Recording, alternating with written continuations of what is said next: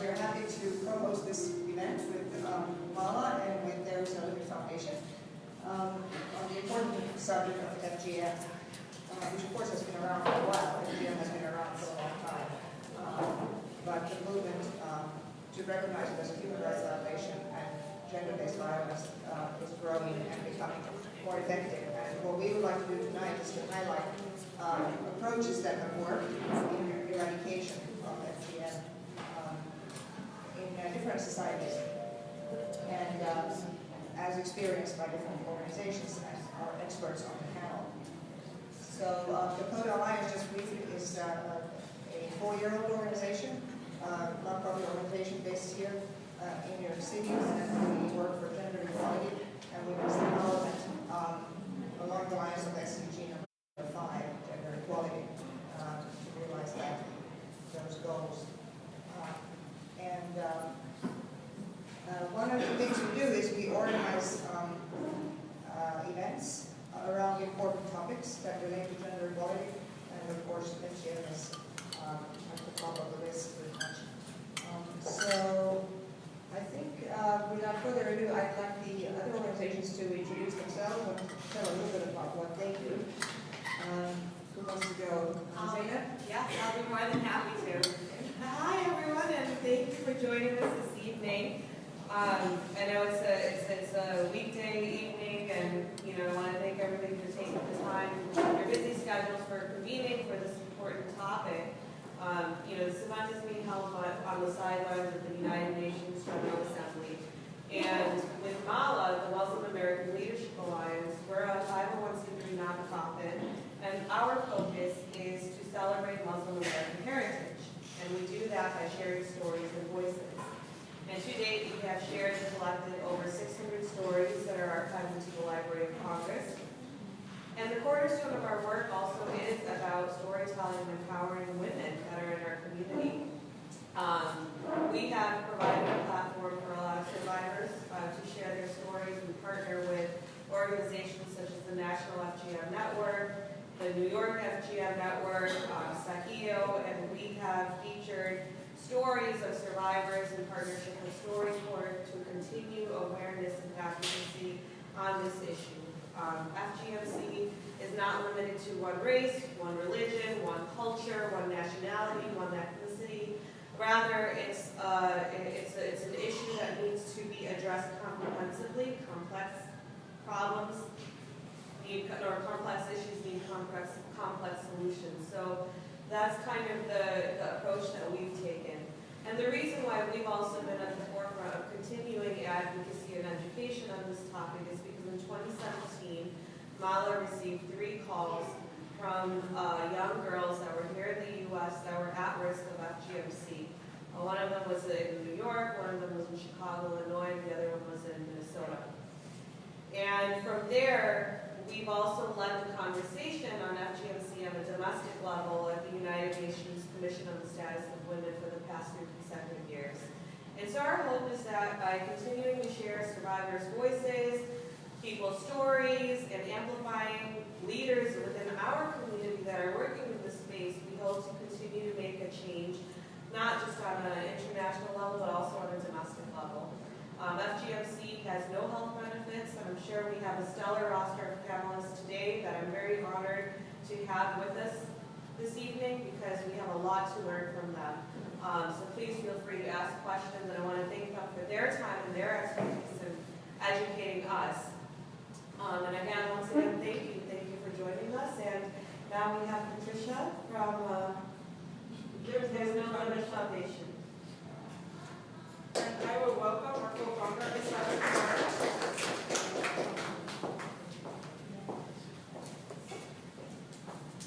Hi everyone, how are you all? Good. So I am Isata Kamara, and I am very interested in what brought you here. So I just want to ask a quick question first, which is how many of you knew about female genital mutilation / study before actually walking into this one? So if you could raise your hand. Okay.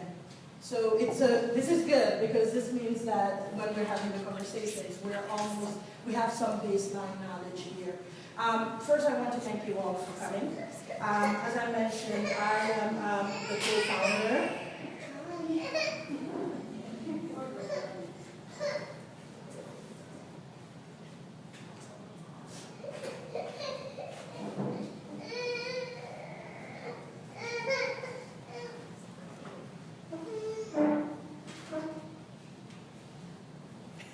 Children rule the world. So we must respect them and allow them to take their space and their time. So again, I am the co-founder of There's No Limit. I started it with my sister Mariama because we were actually really upset with the fact that women and being a girl were seen as something that is bad in some communities. So we started with $18 in our kitchen, and we actually called our organization Girls to the Max, There Is No Limit. And after a while, we started becoming just There's No Limit Foundation. We are a survivor-led organization, so I am a survivor of FGM, and this means that I just couldn't remain silent. Ending FGM is very personal, but it's also very important to me because I realize that we have so many other girls that we could save. The statistics on FGM is that if we don't do anything, by 2030 we'll have about 6 million other girls that are going to join us. So this is an important issue, and we can talk about development, we can talk about economics, we can talk about anything else without actually talking about female genital mutilation. I also have the pleasure of always going into communities in the Republic of Guinea and actually working with cutters and working with women and girls that have undergone FGM. And what I want to tell you is that though this issue is often hidden, the communities are ready to act, the communities want help to act, but they really want to lead it themselves. So I hope that this conversation will give you enough of a baseline to be able to take action in New York City and in the United States, because it's not just a problem that is happening everywhere else. So again, thank you for taking time to come and to be with us, and I look forward to the panel and everything else that's going to happen.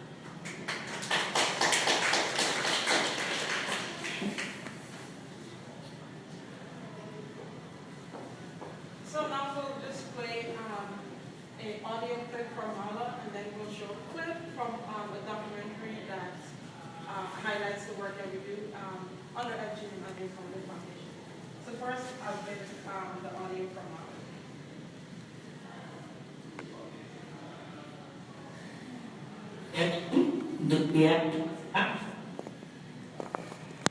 My name is Khadijatu Doumbia. I go by the name Kadi. I am from Mali. I was born and raised over there all the way to the age of 18. I left my country when I was 18 years old, traveled to Europe, and fast forward, came to the United States about 24 years ago. I live in Chicago right now. I grew up in a very big family, in a polygamous family. I had four moms in the family. My father had 4 wives, and that's where I was raised. Tough for me, and from what I understand, like in my country, FGM, which is female genital mutilation, is not illegal in my country. It's still going on. My hope is that, of course, we have to have education around this subject, and we have to have an open conversation about the subject, because nobody talks about FGM. Nobody does. And when they do, and when we do talk about FGM, nobody stress on the fact that you taking somebody, they are taking something from somebody. The true meaning of FGM is not understood. People are still confused. They don't know why it's done, or they think do know why it's done, but there's no law around it. If you do this to a girl, or you can be arrested, or the government is not doing enough. I went to my country back in, believe it was in 2001, and I decided to have a community event, organize a community event when the community, the women, men and children, we got together, we had a, play, there were drums and talk about FGM, and, they had a play where people played out a play about FGM and educate the community, but at the end of that play, we had the communication. We had a stage where we asked questions to women and have them answer why FGM is practiced. Some of the women said it has to be done because if it's not done, when a woman is having a child and the woman is not cut, it will affect the baby. That's what some women said.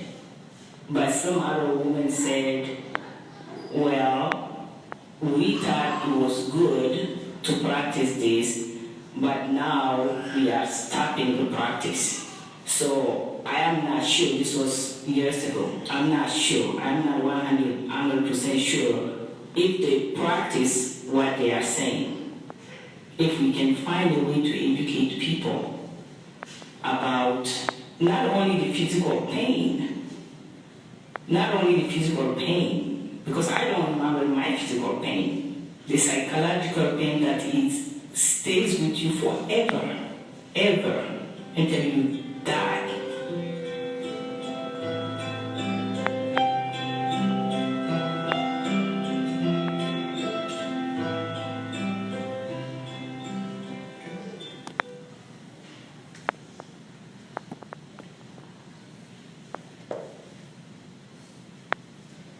Okay, so that was from Mala. So now I'm going to play a clip from a documentary that was done by German TV on Esada when she was in Guinea last summer doing some of her annual advocacy work in the country. So I'm going to show two clips from the documentary for you to see, and it's called Digital Warrior. So if you're interested, you can find it on YouTube. Okay? Female genital mutilation in Guinea is rampant. We are the country with the second highest rate of girls and women who are cut. Between 96% and 98% of all women and girls in Guinea are cut. The reason why fighting FGM in the country is so difficult is that it crosses social barriers. Educated people are cutting their children. Non-educated people are cutting their children. Poor people are cutting. Rich people are cutting. Christians are cutting. Muslims are cutting. People who don't believe in any religion and are actually practicing ancient religions are also cutting. Girls are cut from when they're born to about anywhere between 10, 11, sometimes if it's later, it's 12, 13, 14. So it's from when they're born, usually from a week old, to that age of adolescence, they cut.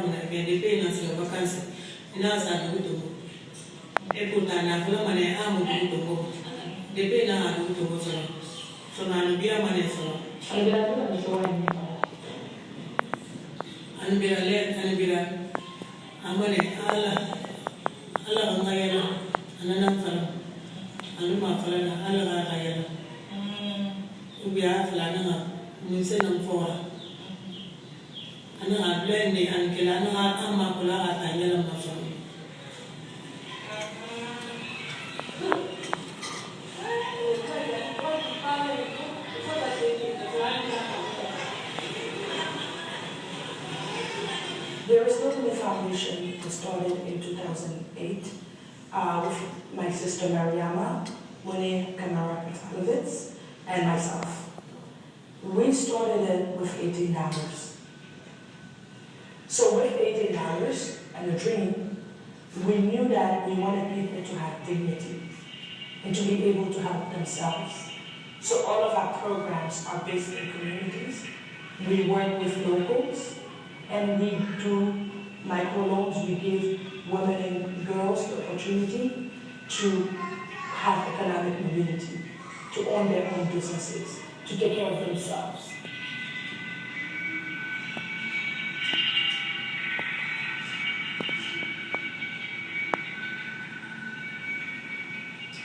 The project of FGM only started in 2016. No. To us, it is not just about dropping the rate of FGM, it's about creating a new culture. It's about creating a new tradition and a new norm in our society.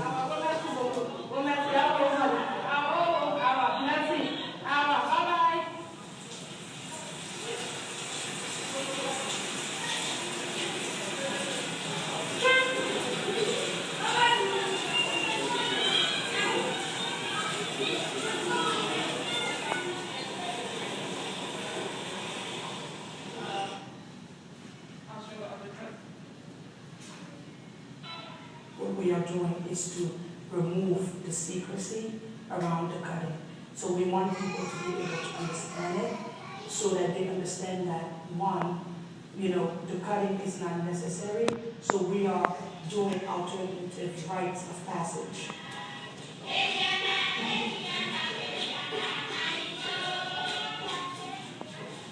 What the community showed us was how they used to celebrate the girls, but then it will end with the cutting. And what we are trying to do with that is to teach them that you could still celebrate girls, you could still celebrate the tradition, but you don't need to do the cutting.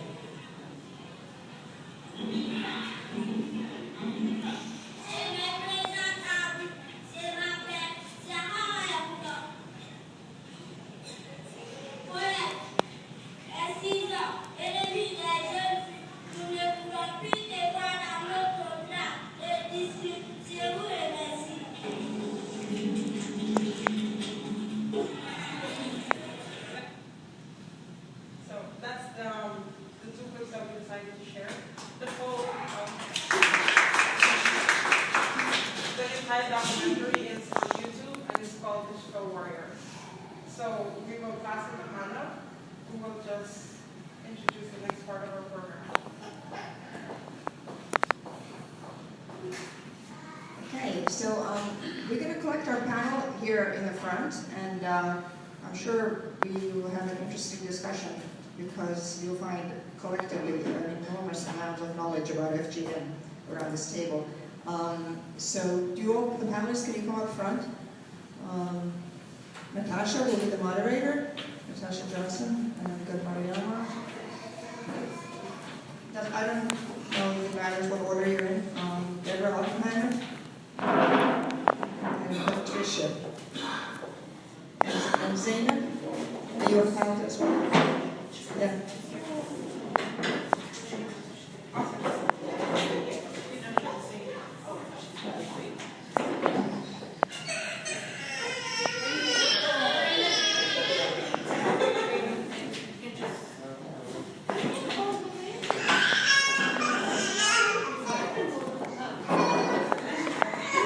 We have an extra with a panelist.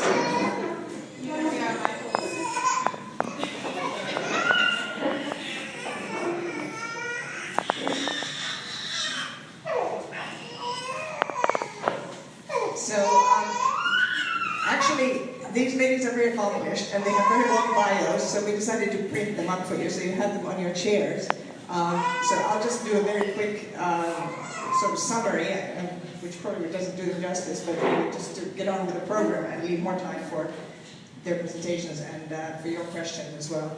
So Natasha Johnson has labeled herself an artivist, which I'm out. It's a combination of artist and activist, which is a good characterization, I guess, all her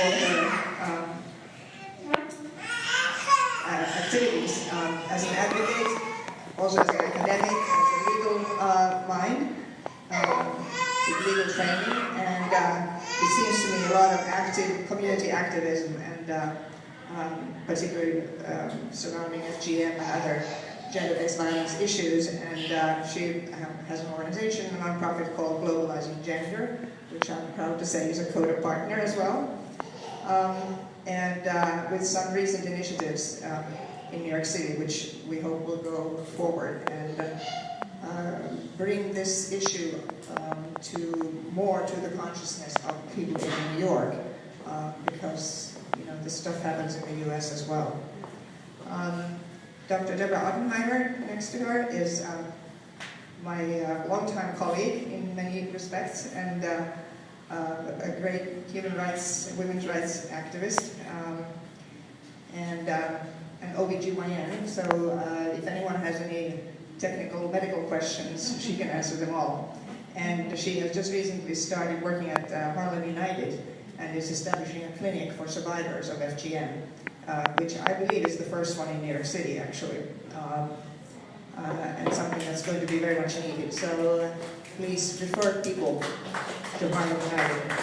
Yeah, congrats, Deborah.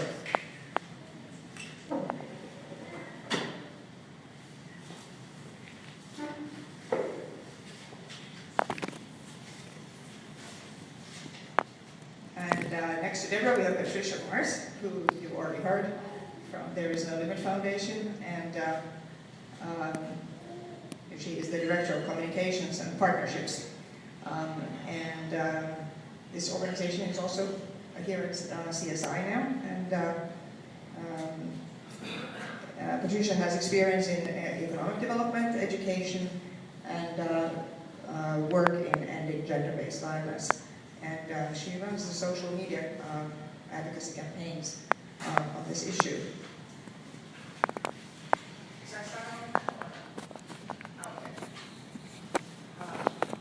And then next to Patricia is Mariama Diallo, whom I actually know through Sanctuary for Families, where Mariama runs she's the program director of the African Initiative. And Mariama actually established a New York coalition to end FGM, of which CODA is a member as well. And but before that, she's done a lot of things. And at Sanctuary for Families, she works with survivors of FGM as well as other forms of gender-based violence. And she's, by training, a clinical social worker and working on her doctorate currently. And then Zainab here.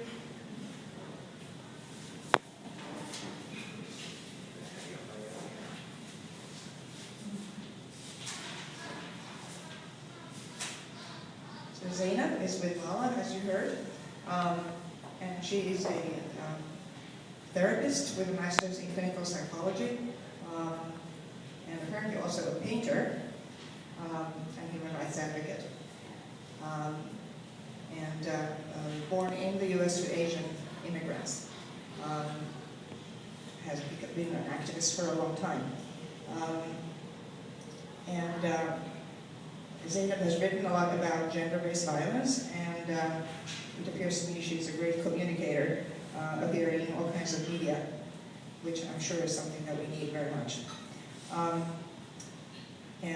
She's also the recipient of UNICEF's inaugural Humanitarian Award in 2016. So, very nice.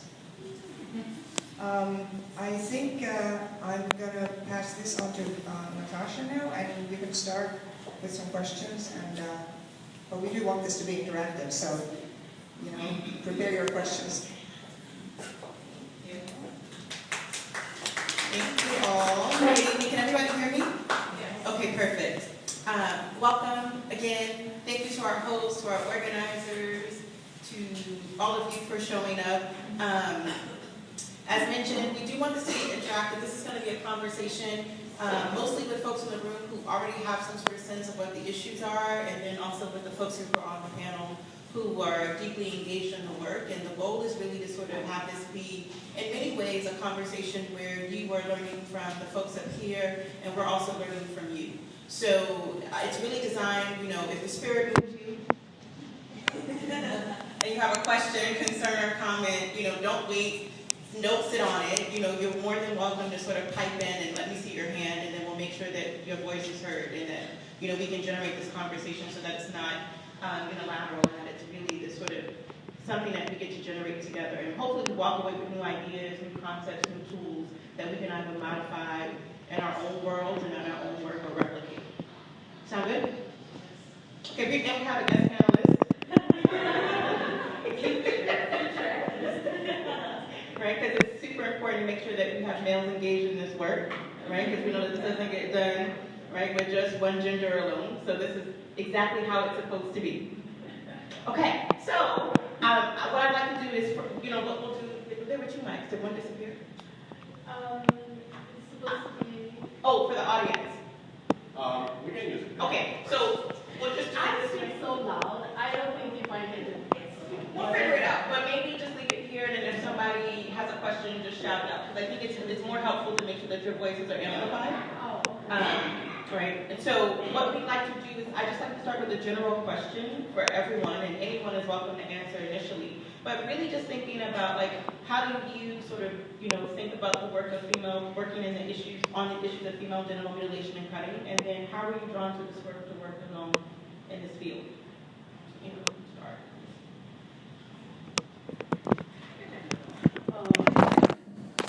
Hi everyone, thank you so much for being here. Thank you for having me. Can you repeat the two questions? Yeah, it's really one question, but I was Okay.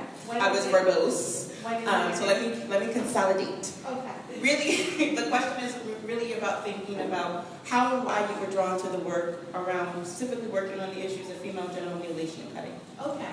So I love this question. So again, I'm not going to talk about myself, but just repeat my name, Mariana Diallo. So I am from Guinea. I was born in Guinea and grew up in Guinea. But as I thought I was saying when she was doing her introduction, Guinea is one of the countries with the highest number of women who have experienced the FGM, right? So as a child growing up in Guinea, I thought it was a Guinean problem. Then I grew up in high school, I started doing more readings and research, and I found out it may be an African problem. And then when I left Guinea, I went to live in Europe. I found out it was happening in Europe, especially in France. And then when I moved to the US, again, I started, hearing all these stories from here and there.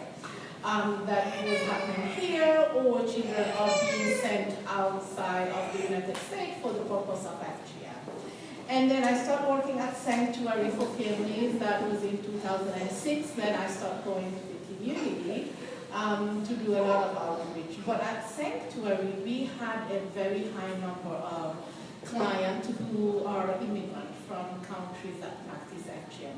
Was not only from African countries, but I was more, working with the clients from Africa. And I have noticed that over 95% of our clients from Africa have experienced the FGM. And we had legal department working with clients providing legal services, and then I was in the clinical department. That time I was not a clinician, I was more like an advocate. That's what made me go back to school to learn more about, how can I support better this community? So this is what really made me feel like I wanted to work on FGM. And by doing that, I went to the community. Then I realized, in fact, it's not only the women who have experienced it from somewhere who are here. There are, people here who have been, sent for FGM, or they may be at risk. That's when, again, I start to expand my goals, not doing only the therapeutic work, but more like policy work and advocacy. Around 2010, I met two sisters who were citizens and parents were from Mali. So they were sent to Mali for the purpose of FGM. It was extremely tough for the 2 years. They did not know even the name of the tool that was used to perform FGM. They drew it for me. And then I remember going back to my job and asking, but it is a crime in the United States. But by looking at the law at that time, the federal law, we found that there was a gap in the law because it criminalized cases in the United States, but it did not criminalize cases outside of the cases that happen outside of the U.S. Then, a huge movement started. That's how we met with, that was Sanctuary for Theories and Equality Now. We met with Congressman Joseph Crowley, who was, willing to introduce a bill to close that gap. And that gap was closed in 2015. I think all the time when you do more, you want to do more. But what I have really learned is that the more you do, the more you want to do, but you do not know how complex sometimes a problem can be till you try to change it. But if you have the strength to work with other people, that is very important. I forgot to ask, how long did I have? Sorry. It's okay, I'll start to be like Sandman on the Apollo and just start to, I don't have a hook. I'll just, 1 minute. I'll just blow you kisses. Yes, I'll blow you next kisses time. when it's time. Okay. The next person, anyone else want to tackle that question? How did you start to work in this field? Patricia here. So, for me, I became interested in FGM because I saw that I went to high school together. We've been best friends since. And I've seen how difficult it was for her. The fact that she had to keep that she was a survivor a secret because countries, developed countries, and countries, for example, America, here in the US, it is seen as an external issue. It is not seen as something that's happening in our communities. And the places, these countries, it's not showing that they're not giving the platforms to survivors to share their experiences. And we as Jesuits believe that that shouldn't be the case. So naturally, we started to campaign against gender-based violence through our Break the Silence campaign, which was launched in 2016.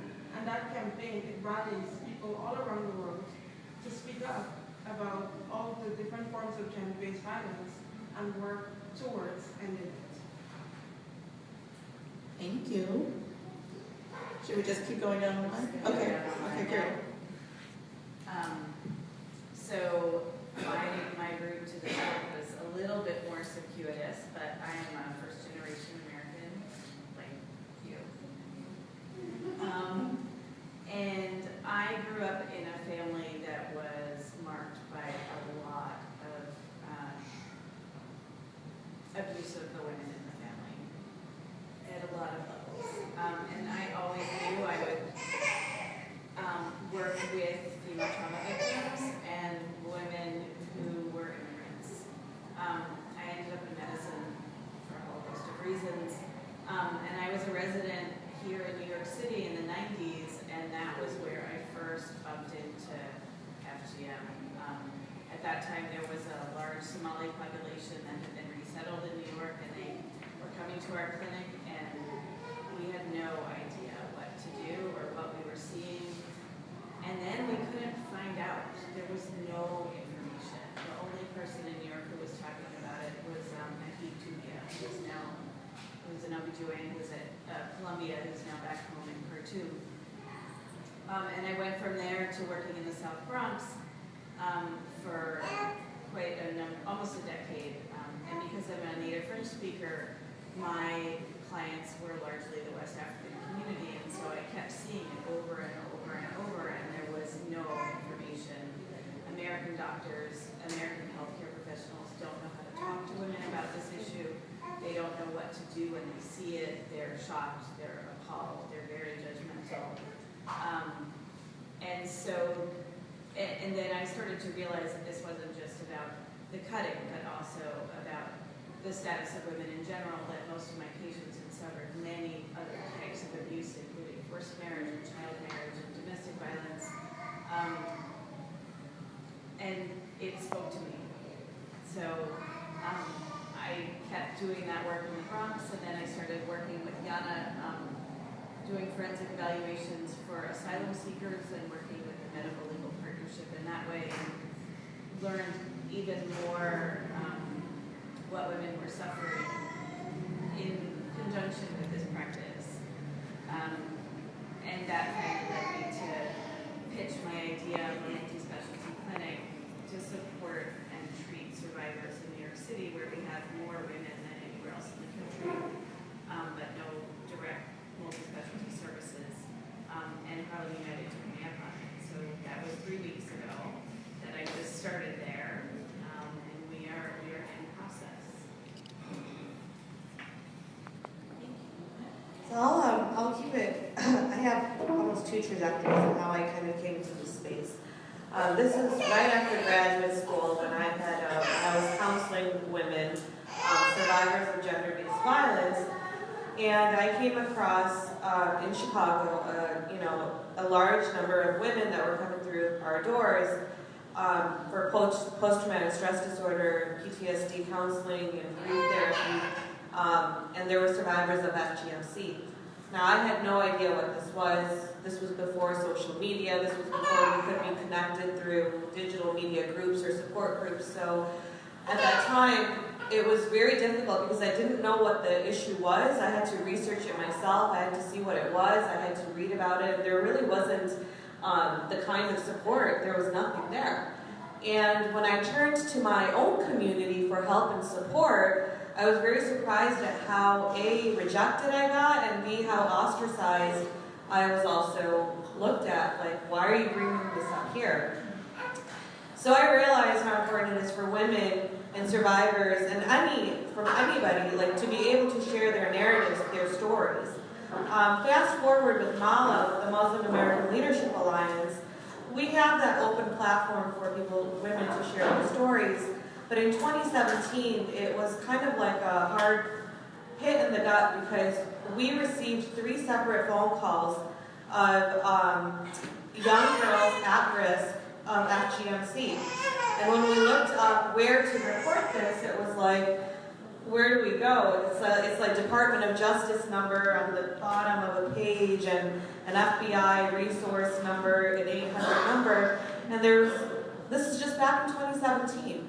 And, we ended up reporting it, and really, at that time, there really was no survivor network, or now there is. Now there is a lot of work being done around this issue to tackle it on a domestic level, but just even 2 years ago, we didn't have this.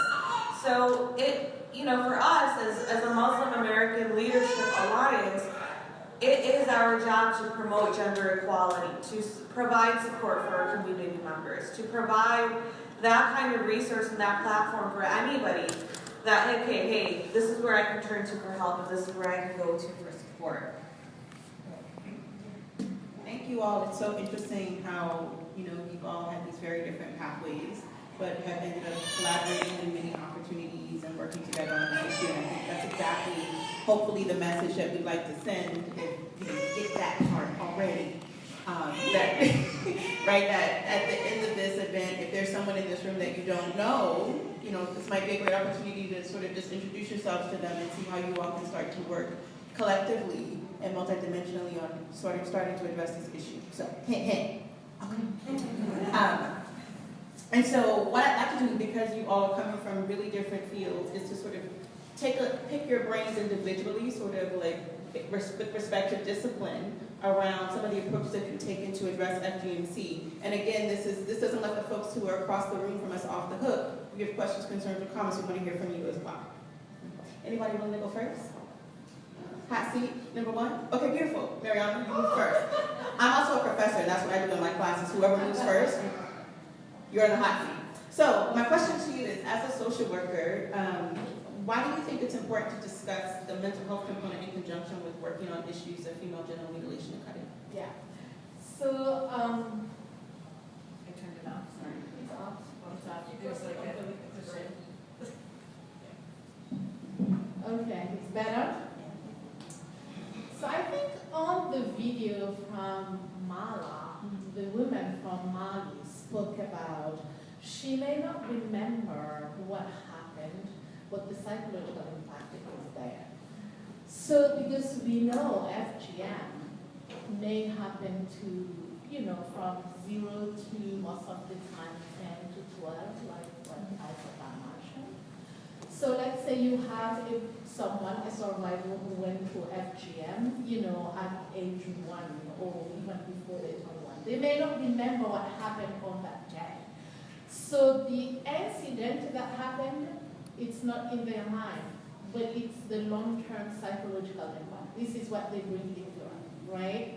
And I think it is a problem sometimes with the survivors because it is very easy to talk about the physical health, but it's very complicated also to talk about the psychological impact, right? Why the problem with the psychological impact? Because of the stigma, right? We know when we talk about psychological, what comes is mental health. We talk about mental health, people completely think about mental illness, and we know what people think about mental illness. So that's a problem. But the impact, the psychological impact is real. The physical and the psychological, if you think about it, they may be also interconnected, right? If someone is having a lot of physical symptoms and going to see a GYN, the psychological impact also is there, even if they don't realize, because maybe they do not know if they're not sleeping well, or they are sad, they're crying too much, or they're having nightmares. Sometimes calling it bad dreams or flashbacks. They may not know it's because of the trauma they have, experienced. But it is there. And again, going back to research, most of the research we have, it's more like the physical impact. We have a very small number of research on the psychological impact of FGM. But when you're meeting with a client in therapy, this is what comes. The guilt, the blame, the feelings less than a woman, right? And the loss that will never come back. I have a client who described what happened on that day. It happened when she was maybe age 9, so she remembers exactly what happened. But when they describe it, it's really traumatic. Like, I was waiting in a room. I haven't been told what was about to happen, but I saw blood under the door. I thought they killed my sister, and I was waiting for my turn to be killed. These are some of the examples. I have clients who told me, I wish I was born in another culture, because if it was in another culture, I may not have experienced the same thing. So the psychological impact is really deep. I think I have to stop, but I will take questions there. Thank you, Mariana. And I just want to piggyback off of what she's offered as an attorney. The evidentiary material that often gets lost because of the psychological impact and mental health impacts make a huge difference in whether or not oftentimes we can advocate for them legally here, right? Even, for example, for an asylum case, right? If they've been so shocked that they can't remember the details, it becomes very difficult to prove that they might have a case for asylum or for something else. So the mental health impacts are long-term, not just, and the impacts sort of have cyclical impact, right, long-term. So I just wanted to offer that as well from a sort of legal perspective. One more question for you, if you don't mind, madam. Oh, me? Oh, Yeah? Oh, still me? Yeah. Okay. Thank you. Still you, but also others, right?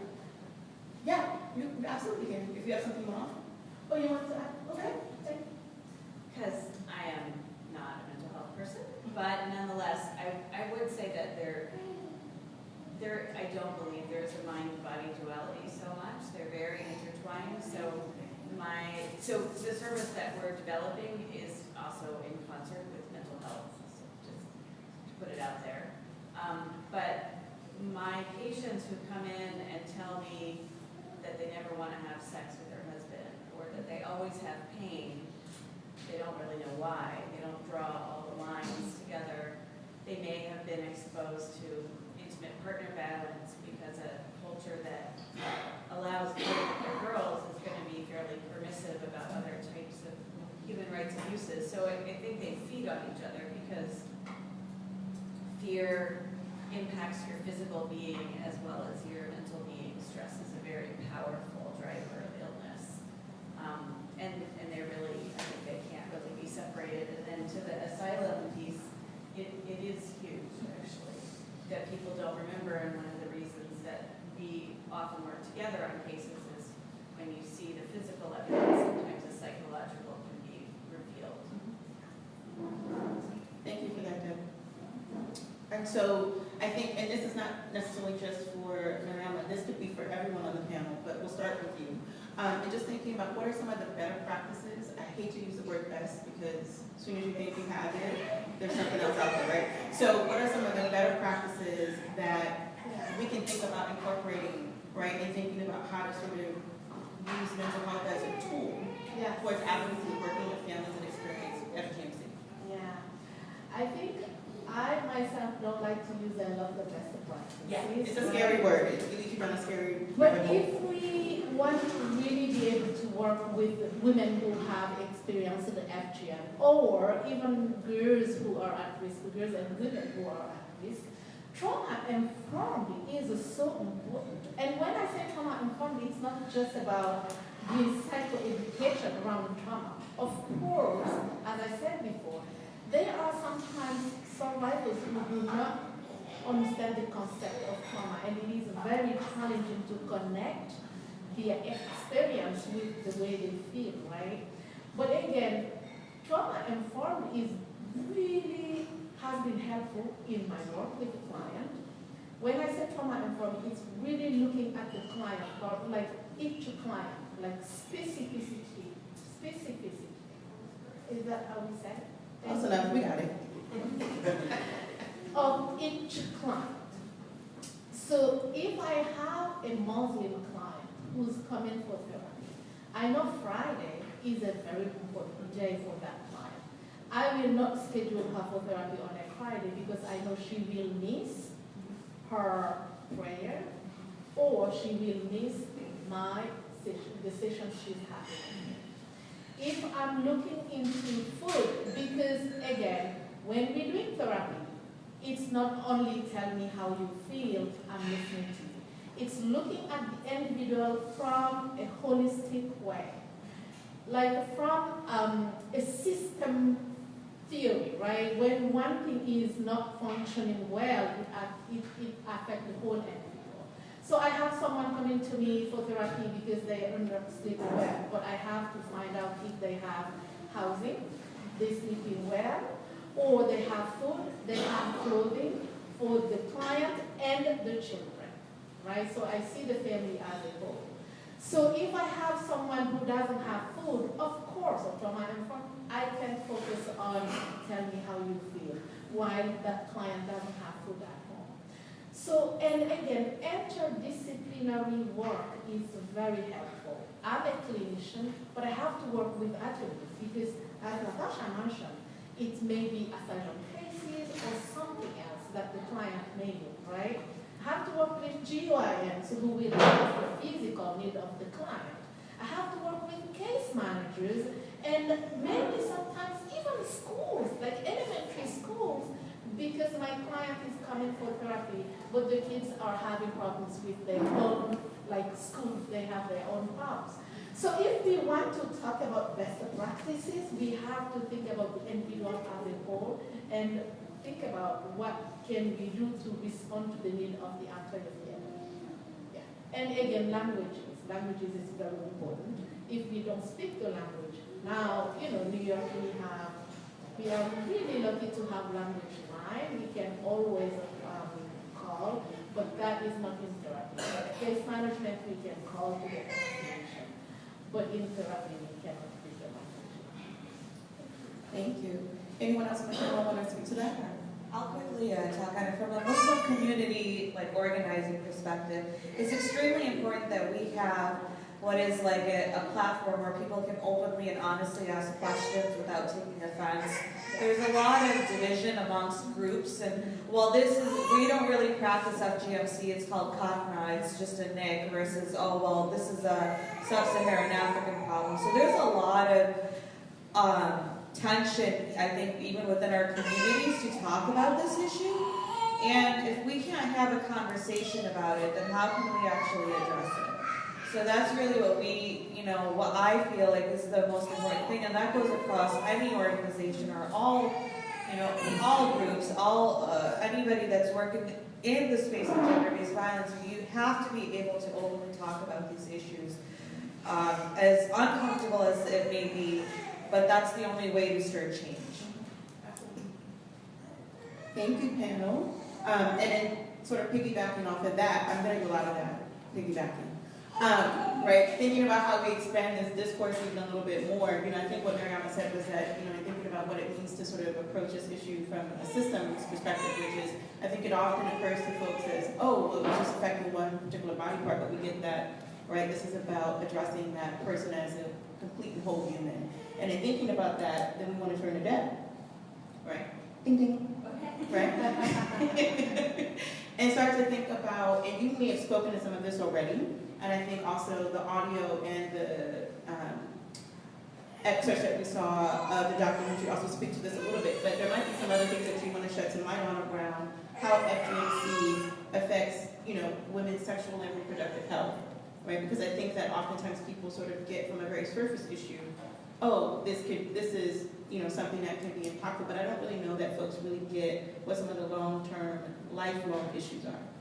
And so if you could speak to some of that without getting too multisyllabic with the words. Okay, great. We're not going to speak doctor. Okay, don't speak doctor, speak patient. Right. Right, exactly. In terms of best practices, I think one of the most important things that we can develop here in New York is knowledge. And I spent a lot of time teaching medical students, teaching residents, teaching other attendings, because they're actually very uncomfortable with this too. So they see a woman come into their office who's been cut, and the medical education system is such that if you see something odd or interesting, we call it interesting, then you go get all the residents and medical students to come see. So I remember that from my own life. I had a big allergy reaction, and they brought all the residents in, and I was like 7. So that was actually really traumatic, because I'm 54 and I still remember. So imagine that at your exam, full of a room full of people who probably don't look like you, who don't come from the same background, who are all looking down there and going, oh. So I spend a lot of time teaching and encouraging my residents and my medical students and my colleagues to control their face and not to call other people in. So that's a huge piece. But in terms of long-term effects, and that's one of the things that we educate about, it's not one and done. So a lot of times judges in asylum cases, or even physicians, or even mental health care folks, they're like, well, that happened a long time ago, you don't even remember, and it's over. But it isn't really over. It isn't over because women still experience pain, they may experience complications in childbirth, they may experience different degrees of sexual dysfunction, which are also really embarrassing to talk about. And I find, generally speaking, that my patients, when I make asking about FGC just a part of my regular intake history, right along with, have you ever had any sexually transmitted diseases? And so it takes a little bit of the stigma out, and when I ask, the look of relief on people's faces is enormous. And when we've had our groups where we've invited them to come and tell us what they need, how can we build this service in a way that is helpful to them? I'm not going to tell you what you need. The most liberating piece has been to be able to talk, because that's the other piece, and we've said it all, is breaking the silence. This is something that no one talks about. You don't even talk about it with your sister who got cut the same day. And the ability to bring women together and give them a voice and an opportunity to speak up and say, well, this was my experience, this was my experience, and to talk about it with professionals also help them understand some of the things they're feeling, and experiencing, and how they connect to that experience. It's very important. Thank you. Any other thoughts on that? You don't have to look at it. There's a lot of nodding. You guys can talk. Got Yeah. a lot of nods. I see a hand in the back. Yes, ma'am. Say it loud first. Okay, here, bring the mic. Hold on. Don't say it again.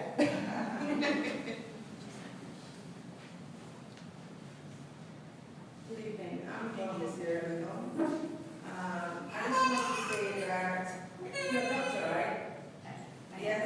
What you said was true. I'm a survivor myself,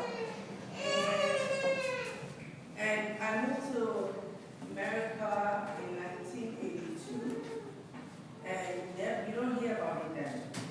So I had my first pap smear when I was 18 in Tallahassee at a clinic, and I was married then.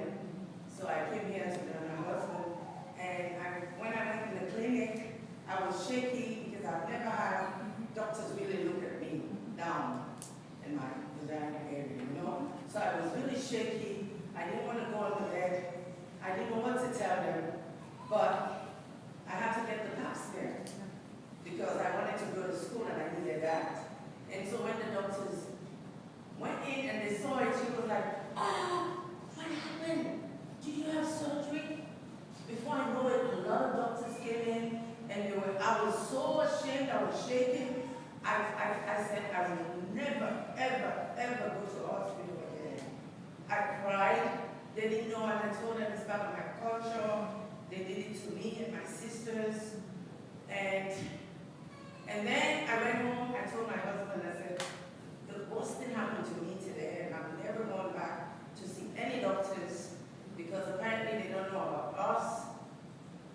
Then, the sad of the good thing is, I got pregnant. I had to go to a doctor. I said, I'm not going. It took me months and months. My stomach was getting big. And then finally, one lady who was also a survivor told me, go to Planned Parenthood. They have a midwife there. She knows about FGM. She can do well for you. I went there, and that was my savior. She did not make me feel like a stranger. So it was just that short. So I'm glad you brought that out. I mean, that really changed my life. And if not that, I read, I educate myself, and then I remember the pain was there because I was 14 when I went through it. So it's like my story is real.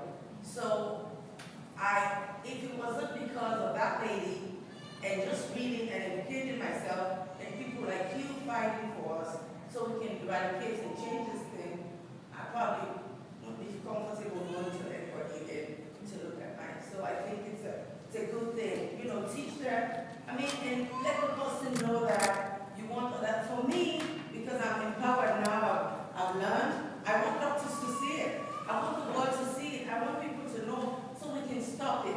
But some women are not comfortable. It's like they have been conquered. They have been destroyed. It's a bad thing. And we feel this pain. So in order to expose, I think it has to be an easy process for us. Thank you so much for sharing. Can I address her? Of course.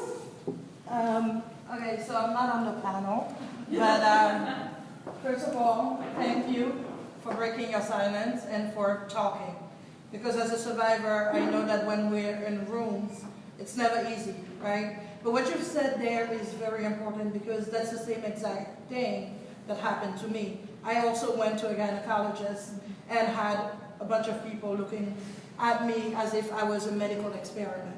So the key is that we have to train our health workers.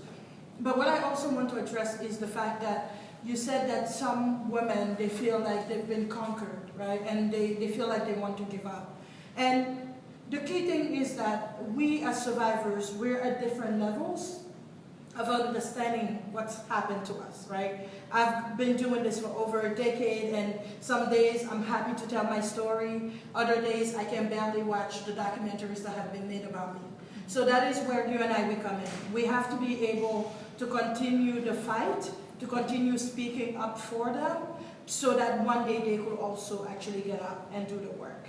So I think that it's critical that we train our health workers, but I just wanted to just thank you for speaking and for sharing your story. Okay? Thank you. Thank you. We have one more hand in the back.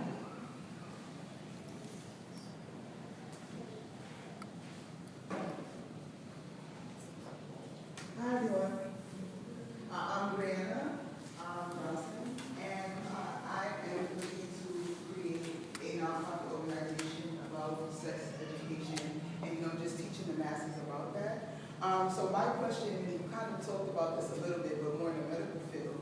As a health educator and a sexologist, I think that FGMC is important to sexual and reproductive health. But I've noticed that in sexual health spaces, it's not prioritized or talked about as much as it should be. How do you think this topic can be prioritized or taught to more people through these spaces? It's a really big job. I did a training for, there just aren't enough of us to do the trainings either. I mean, I did a training for the school nurses who work in the Bronx last summer, and you could scrape their jaws off the floor. And they don't examine the girls at school, but they certainly should be aware. We have a teacher in the coalition who's very interested in educating teachers.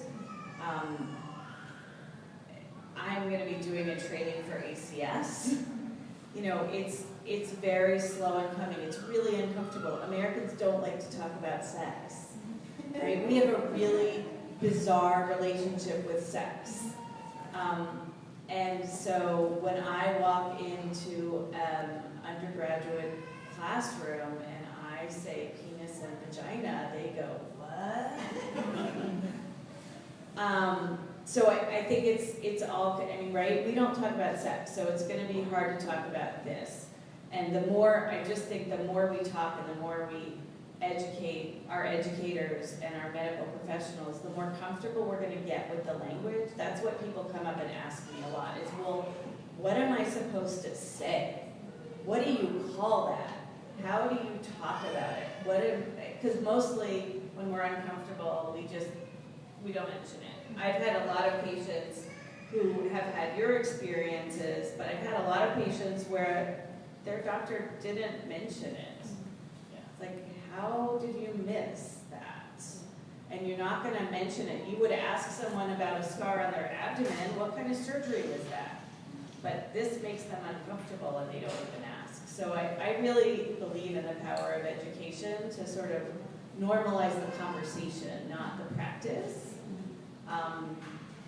And if you want to come and work with us at Harlem United, you can let me know. We need healthcare professionals. I love your question because I think when I start doing outreach education in New York City, my dream was that I hope one day people will hear these without having a very scary face. And because we are all here today, that is telling me something, and I'm really happy that we are talking about this. Like what Isata said, and what's your name? Yes. Lola. So the experience they have had with medical doctors, I have many clients who have had the same experience. I think in 2006, that was just when I started working at Sanctuary for Families. That was the first, maybe one of the first clients I sent to a public hospital in New York, and the same thing happened. The first person she called was me.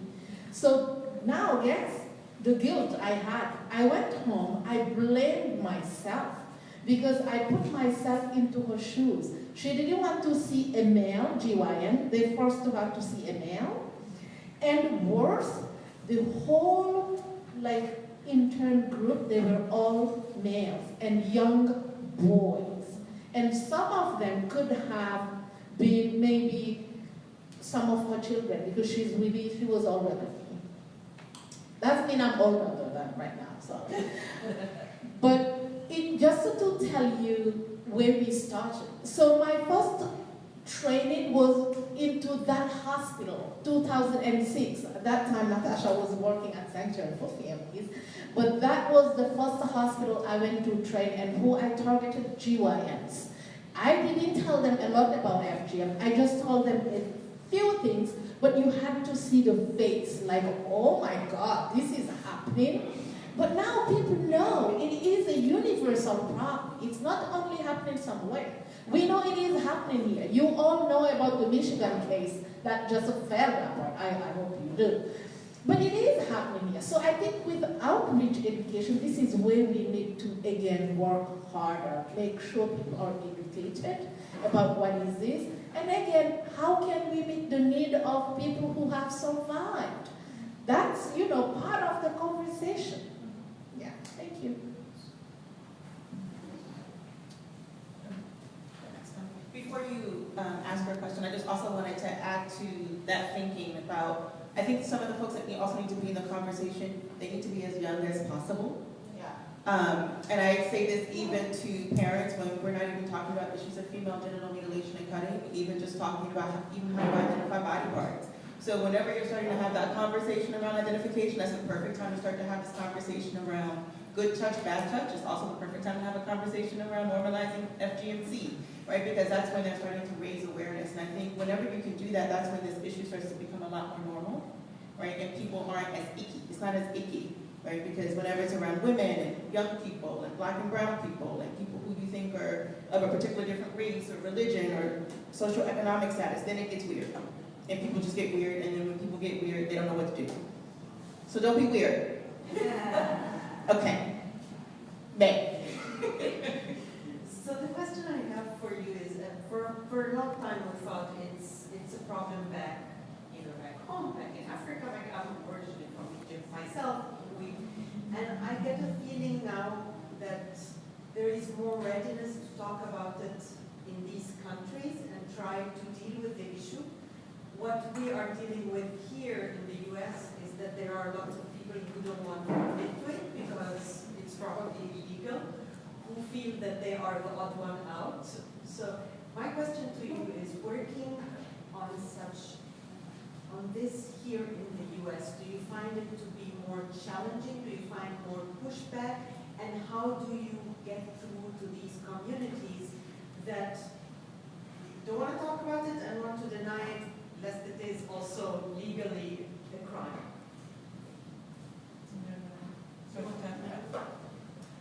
Well, I think the challenge has been everywhere. Everywhere I start talking about FGM, I have never been able to be successful like the first time I'm trying, okay? Like high school, I did my high school in Guinea. When I start talking about FGM, they thought, oh, you talk too much, you are a punk. And et cetera, right? But I think what has been really helpful for me when I'm working with the community, it's learning from the community. Listening to the community has been extremely powerful for me. Because we know FGM is not okay, of course. But we cannot forget that there are some justifications there. So people have reasons why they're doing this. And I think if we don't listen to them and figure out what these reasons mean for them, and if they don't have to, if they abandon FGM, what it means for them, I don't think if we're going to be successful. So working with the community, in New York, like when I got to start, people say, you are too Western. You cannot tell us what to do. I said, I am so sorry because I speak the bad English more than you. So I am not Westernized. I said, teach me. Teach me what is FGM. Why do you think people do that?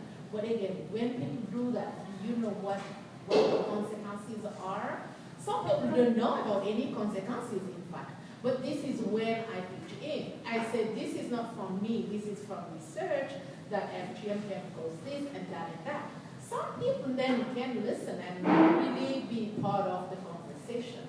But it has never been easy. Like the first conference to end FGM was organized in Africa, in fact. And we know that time, like before I was born, but the challenge, the pushback was extremely strong. And then they gave back, they gave up, but again they came back to say, okay, this is a problem. We are medical doctors, we need to talk about that. So it has never been. That's my experience. I don't know. I think I'll just throw in, it's going to always be weird. And I think if you step into that, then it makes your work a little bit easier about how you approach it, because you know it's just part and parcel of the issue. And so I think the way to sort of piggyback off actually what Mariama said is to also just think about what it means for what each of our sort of disciplines are and how we can be effective just working within the area that we have expertise in, and then trusting our colleagues to sort of step in and assist us and think about how we can do this sort of in a much more collaborative way, as opposed to sort of just siloing our efforts. I saw a couple of hands. Is there? Yeah, go ahead. No, go ahead. Hey, how are you guys doing? Thank you so much for sharing. My name is Alvin Kuji from DR Congo. I work for a company called Nation Strong Council. It's a community of problem solvers. We connect with problem solvers across the nation to solve big problems and accelerate the solutions. I'm particularly interested in understanding 3 things we can do when we leave here to really push the needle forward to help support this work. 3 things. Okay, one is actually speak to your local government, because we're working on trying to create an actual citywide task force here in New York that actually does more than just what we currently have, which is criminalization, right? And so we get that there needs to be other services and other resources offered to the families and the individuals that experience FGMC here. So one of the ways that we can start to do that is if we start to mobilize our political parties and our local government, so that they actually feel like they have a responsibility to the constituents that are here. Because we know that in the New York metropolitan area, there's 65,000 at least women and girls impacted by this issue. So that's one, right? 2, you can join the FGMC coalition. 3, team. Break the silence. Boom. You just have to talk. There we go. And just keep talking about it. Yeah. And I'm sure we'll have some others before we leave, but right, I like to make sure that we deliver. So we got 3, and we'll build more. Okay. Any other? Yeah, we have one more hand in the back. Madam? 2 more? Yeah, I will have a question. Sorry, from one. here. Sorry, mine is kind of similar. So I work for an organization that partners with influencers in developing nations to drive conversation on social change. And so I was wondering if there was anything that anyone in this room would want to tell someone who has a platform and who is interested in speaking on FGM, like what are the most valuable things that they can say as someone with a platform? I actually think one of the most important things that I say here anyway is this is not an African problem. It's really important. It's important to own our own medical history in this country. We used to cut off little girls' clitorises in the 1900s as punishment for masturbation or for being lesbians. Yeah, see that face? Control your face. That's my mission. Yeah, no, and there are coming to light some stories of girls in fundamentalist Christian communities in America. Nice, corn-bred, blonde girls who are being cut and infibulated here in the United States. So it's a problem of the Middle East. It's a problem of Indonesia. You can get FGM in Moscow. I think you have to get away from the dialogue that this is just a problem of Africa. And just to piggyback on this, it has till 1976, FGM was covered by insurance in the United States. 1976, Blue Cross Blue Shield. The clitorectomy was covered as a medical practice for the reasons I just stated, and the last covered procedure was in 1976 or 4, somewhere. 1976, Yeah. I think that the best thing that you could also tell the influencer is to give platform to survivors and to communities themselves. Is to give platforms to the survivors and to the communities themselves. We already have answers when you go into the communities. What I often do, and I will have love to do that with you all, is to be able to just actually ask you all what you think is the answer to ending FGM. So that's the first thing. It's a problem that we've dealt with for many, many years, and there are a lot of young people in these communities that want to help. The second thing that I think that we haven't discussed a lot in this room is that FGM at the end of it all is also about economics. Okay? Our communities, they understand that FGM is not a normal practice. They want to change, but then there are incentives for going and for doing FGM. We have a lot of cutters in our community, and to them, cutting is a job. Okay, so when we talk about ending FGM, we need to be able to give them a job so that they're not actually relying on the girl that they cut, the 50 girls that they might cut, to be able to survive. So that's what I call FGM economics. And this happened because I was going into these communities and I will talk to them till my face turned blue about changing. And the communities will say yes. But at the end of the day, the cutters will be sitting in the corner looking at me as if I was crazy. And I started engaging them and I said, if I leave, would you actually stop? And they said to me, to be honest with you, as soon as you leave and the next season comes, and I see that my child is X, Y, and Z, I will continue to do the cutting. And so what I had to do is to find out how to actually work with cutters. So the documentary that they played today, there's a woman in there called Nagranki, and she has cut hundreds of girls. And I wish I had remembered to actually bring her knife because she handed it to me. And this lady, after I had worked with her for so long, I finally asked her, are you going to stop cutting? She said to me, give me another source of income, and you'll see that I'll stop. So we did. We gave her a business. And today, she's running that business, and she's become an activist. She's going and talking to other cutters in Kisidugu and helping them to stop. So that is also what we have to acknowledge here, is that FGM is not continuing just because the communities want it to continue. It's continuing because there are cutters. If we get rid of the cutters, we'll get rid of FGM. Thank you. We have our final comment. You've been waiting so patiently. Thank you. And also double duty. Yeah. So while you're in the room, let's hear what you have to offer us. Thank you. I just want to say, We can hear you. No, we can hear you. yeah, okay. I just wanted to say, because I was in and out and I didn't hear some of the part about the key role that sex education plays in helping to combat the continuation of FGMC. And I also want to say, because I am a sex educator myself, and my mother who's here, Lola is my mother, and she is a survivor. And one of the key things that I feel like is a pivotal way of shifting the way we think about FGMC is having intergenerational conversations and dialogue. So for example, on social media, I have had Facebook Lives with my mom from her daughter asking her about her experiences going through FGM.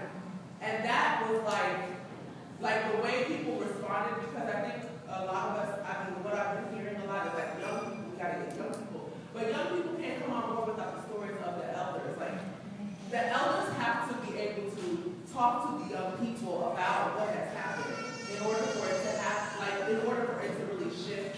So I think that was really important, just like having and encouraging intergenerational dialogue about the traumatic experiences and the history behind the suffrage of women in general.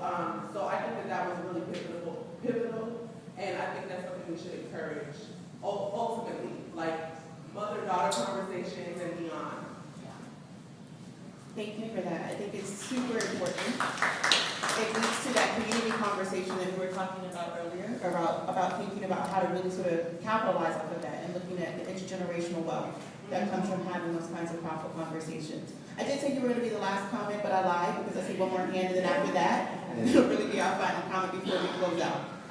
Actually, a woman had after girls. Okay, and then after that, and then I'm telling the truth after that. Okay. I just have one question for the panel because this event is being held in the site of ALPHA, which is upcoming. So I mean, the UN has done like quite plenty since 2012. It has asked for like the ban of FGM and also marked a day of zero tolerance for FGM. So how far do you think we are away from the goal of eliminating and eradicating? Because this is the topic of the day. Do you think this is an ambitious or realistic goal to eradicate this by 2030? I think that's a great question, and I think that it's, you know, we're looking at it on an international scale, and we're also looking at a domestic scale, right? In the United States, the numbers of at-risk women and girls has increased, versus internationally, when you look at the statistics, it's decreased. So it has to come across with a multi-pronged approach. Different conversations, I think, also have to be taking place. I think the UN, the CSW, I think these are amazing platforms to have that conversation, but it's also up to us as nonprofits, as professionals, as activists to continue this kind of advocacy in our work and to continue rallying support. You know, the FGM network has been integral, at least even for Mala, to be able to connect with other resources and where we were able to kind of lead and direct, you know, the calls that came through to us for at-risk girls. So I think there's a lot of strength in numbers, and we all have to work together in order to effectively eliminate, you know, tackle such a monumental issue. Any other ideas? I just want to offer, I think the idea, right, I just think the idea of eradication, it's very idealistic, right, because we get that this is a practice that's been thriving for a very long time. I do think that based on what we've all been talking about today, there are ways that we can make interventions, but it's also really important to just get that this has lived for a long time because it's something that lots of people believe in for lots of different reasons. And so just thinking about, I think if I would offer anything, I think our goal would be to be able to give young girls a choice in what happens with their own bodies. And if we can do that, I think then we've made a powerful intervention. And the last one? Yeah, the last one. So actually, it's kind of a question, but in the meantime, it's kind of a suggestion. I've been following updates and news about FGM all around the country and even in the world. And last year, I just met the word FGMC. I know it, but in different words in Arabic. And what about art? I mean, we have kids here. It's hard to talk to kids about but I guess we should think about the artistic perspective.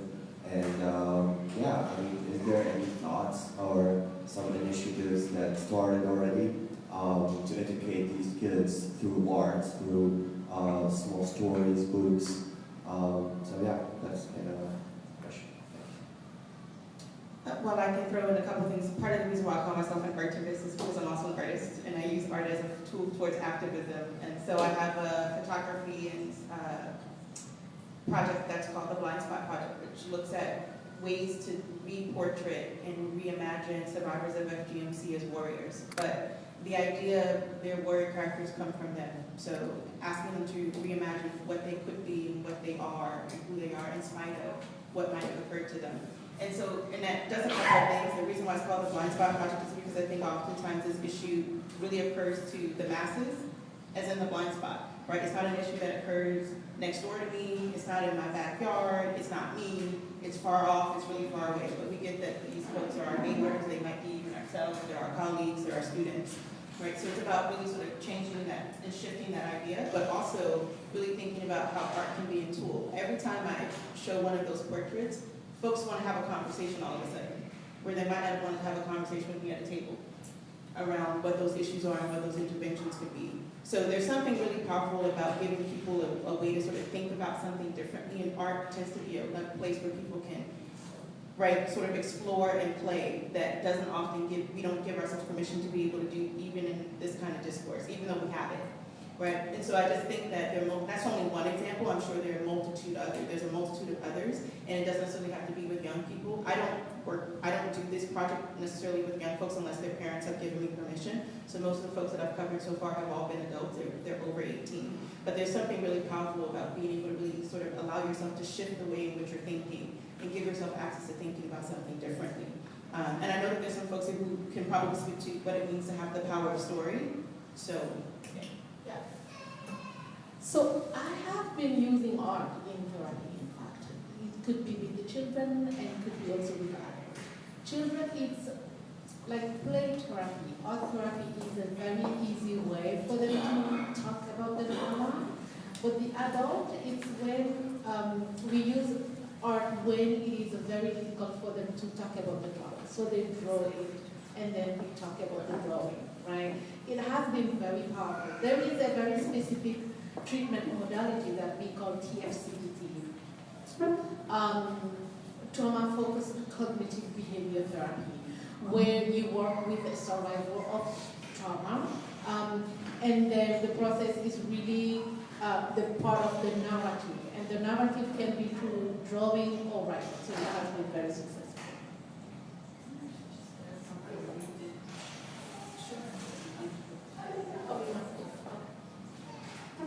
So this is obviously not me, but I'm here on behalf of an NGO called Tostan, which started in Senegal, and Tostan means breakthrough, and that we had very, very big success actually with FGC, FGM, and I mean the numbers are staggering. They succeeded in getting close to 9,000 communities and villages to declare an end to the practice, including an end to child marriage and pulling the girls out of school. And the one thing, so all the tools we talked about here are taken into play in that program. The one thing that I would say made a big difference, and even when I saw it was amazing, is they work with the religious leaders. Because very, very often there is this misconception, and I'm a Muslim, so I am very comfortable talking about this. There is the misconception that the different religions are requesting it's something, and that's the first thing some communities tell you. Well, we have to, you don't understand. And what we have in Tostan now, which blows my mind, we have an 80-plus-year-old imam who personally within the last 3 years walked to over 300 villages to explain to other imams that no, it is not written in the religion. And this is something that I think coming from the left of the problem, instead of it is a crime, I'm not belittling that in any way. However, yes, there is the reasoning behind it, and whether or not you agree with the reasoning, you need to tackle that reasoning. And this had made a huge difference for us in addition to, of course, giving some other business or some other training to the cutters, because then they don't have to. Yeah. And then, right, we'll have our final comments from. Yeah, I think we have to wrap up. Yeah. So, but yeah, I think this has been really enlightening, and I think we've all have come up with many different things that can be done. I'm glad you brought the topic of the religious leaders. They're the influencers in their societies, right? So of course we should bring them on board. Offering alternatives like the ceremonies, the coming-of-age ceremonies, economic empowerment of the cutters, do other things. What we didn't actually mention the involvement of men and boys. I think they need to be very much involved. I don't know how to get them more involved, but I think that most of them would agree it's much more fun to have sex with a woman who has not been cut. Do men know that? That's our second thing. And the comment about the involving the older generation, because unfortunately, despite a lot of education, sometimes the ultimate word that matters is that of grannies, whatever granny says goes, particularly in some societies. So, but yeah, there are a lot of tools that can be used and that have been used successfully. So, but like Isaac said, the numbers are increasing because of the world population growing. So we really need to double up on our efforts. So I would like to ask if anybody has anything against the email list that we now have, all of the attendees being shared with the 3 organizations. You can, of course, always unsubscribe, but this way you stay involved and informed about what goes on in this field. And if you come up with ideas, join us and support the organizations that work for this, on this issue. Thank you to all our panelists. Thank you for the audience. Can we make an announcement? For those of you who were sounded like you wanted to do a hackathon or be more active, this Sunday we're bringing young people here from all around the world on behalf of the General Assembly session that's happening to talk about how do we actually end female genital mutilation and violence against women. So, and climate action as well. So if you are here Sunday, 9 a.m. to 2 p.m., there will be a lot of young people in the room, and we'll be brainstorming different solutions. So we hope to see you.